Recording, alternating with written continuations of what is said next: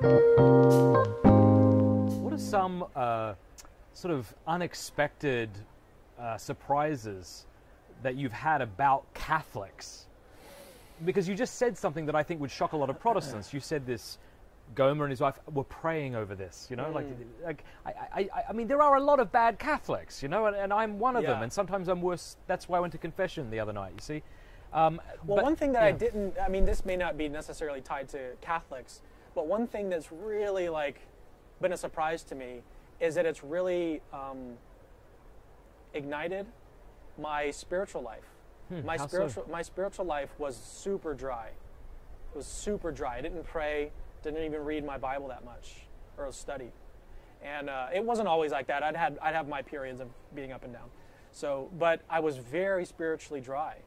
And one thing that sort of just happened as a result of this is understanding that there's all sorts of things in Catholicism that can help you enter into a deeper and richer spiritual life, including, like, your prayer life doesn't have to be spontaneous and extemporaneous. You can follow a written prayer, just like what Jesus, you know, commands in the with the Our Father, for example.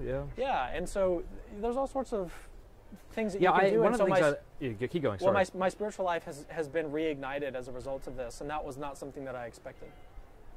And I know that people are going to be like, yes. Well, the way he's not reading his, of course. That's going to. It's one of the difficult things about coming out public about this is there's nothing you can say that people aren't going to use against you. Yeah.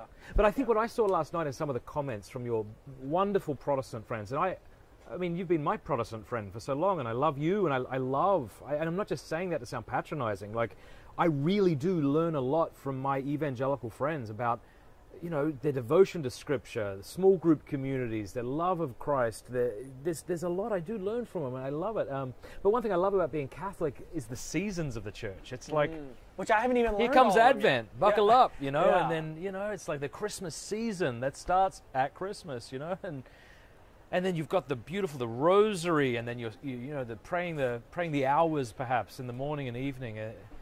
It's kind of like your marriage. It's like, if the only time you thought your marriage was going well is when you felt really emotionally kind of satisfied, it's like, well, that comes and goes. Maybe you had a bad night's sleep. Maybe you haven't had your coffee. Maybe you're sick.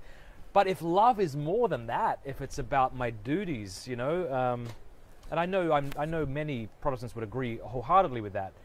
But, you know, that's beautiful to hear that your prayer life is... Yeah, it's been... Is there a particular devotion that you feel maybe drawn to? Because just a word of warning, okay? Okay.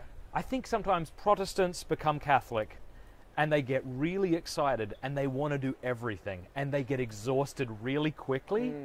We have Catholics nodding. Were you a Protestant at all? No.